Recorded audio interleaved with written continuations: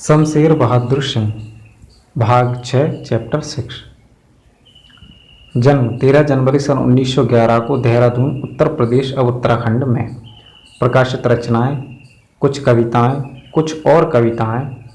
चुका भी हूँ नहीं मैं, इतने पास अपने बात बोलेगी।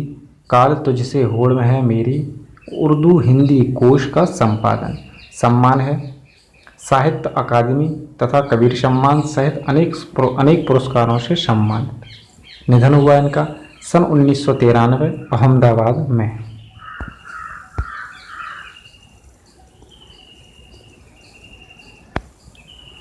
तुमने धरती का पद्य पढ़ा है, उसकी सहजता प्राण है। खुद को उर्दू और हिंदी का दुआब मानने वाले शमशेर की कविता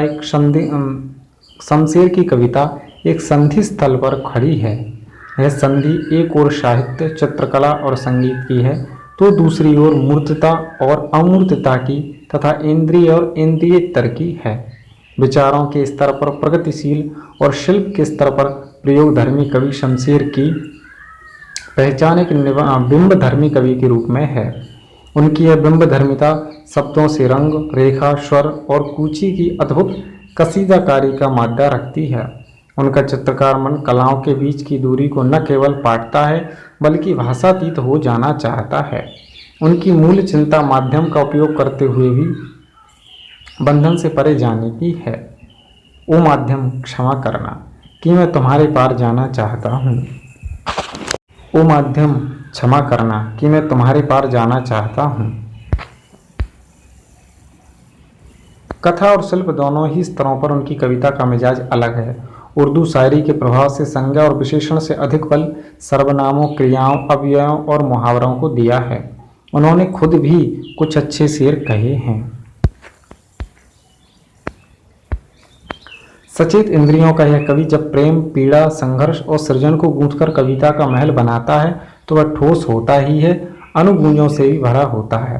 वह पाठक को न केवल पढ़े जाने के लिए आमंत्रित करता है बल्कि सुनने और देखने को भी।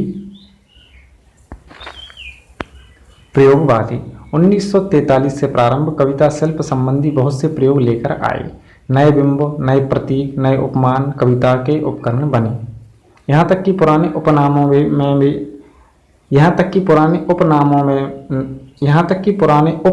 में भी नए अर्थ की चमक भरने का प्रयास प्रयोक्ता कवियों ने किया। अपना आस पड़ोस कविता का हिस्सा बना। प्रकृति में होने वाला परिवर्तन मानवीय जीवन चित्र बनकर अभिव्यक्त हुआ। प्रस्तुत कविता उषा सूर्योदय के ठीक पहले के पल पल परिवर्तित प्रकृति का शब्द चित्र है।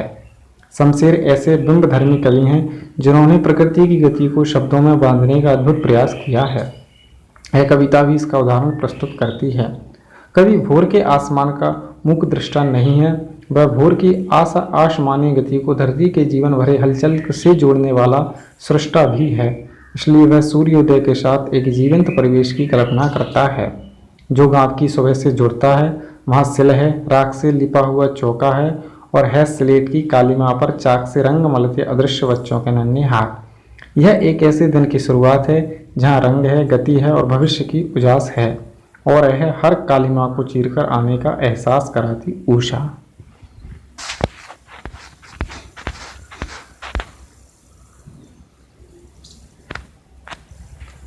ऊषा प्रात नभ था बहुत नीला, शंख जैसे भोर का नभ, राख से लीपा हुआ चौका अभी गीला पड़ा है। बहुत काली सिल जरा से लाल केसर से कि जैसे धुल गई हो, स्लेट पर या लाल खड़िया चाक मल दी हो किसी ने। नील जल में या किसी की गौर झिलमिल देह जैसे हिल रही हो और जादू टूटता है, इस उषा का अब सूर्योदय हो रहा है। अभ्यास कविता के साथ। कविता के जन उपमानों को देखकर यह कहा जा सकता है कि उषा कविता की सुबह का गतिशील शब्द चित्र है। नंबर 2, भोर का नभ, राख से लिपा हुआ चौका अभी गीला पड़ा है। नई कविता में कोष्टक, विराम चिन्ह और पंक्तियों के बीच का स्थान भी कविता को अर्थ देता है। उपर्युक्त पंक्तियों में कोष्टक से कविता में क्या विशेष अर्थ पैदा हुआ है, समझाइए। अपनी प्रवेश के उपमानों का प्रयोग करते हुए सूर्योदय और सूर्यास्त का शब्द चित्र खींचिए। आप आपसदारी सूर्योदय का वर्णन लगभग सभी बड़े कवियों ने किया है। प्रसाद की कविता बीती विभावरी जागरी और अज्ञे की बाबरा अहेरी की पंक्तियां आगे बॉक्स में दी जा रही हैं। उषा कविता के समानांतर इन कवियों को पढ़ते हुए नीचे दिए गए बिंदुओं पर तीनों कविताओं का विश्लेषण कीजिए और यह भी बताइए कि कौन सी कविता आपको ज़्यादा अच्छी लगी, क्यों। उपमान, शब्द चयन, परिवेश। बीती विभावरी जागरी, अंबर पनघट में डुबो रही, तारा घट ऊषा नागरी। खगकुल कुल कुल सा बोल रहा, किसलय का अंचल डोल रहा, लोह लतिका भी भर लाई, मधु मुकुल नवल रस गागरी। अधरों में राग अमंद पिए, अलकों में मलयज बंद किए, तू अब तक सोई है आली, आंखों में भरे विभागरी। जयशंकर प्रसाद।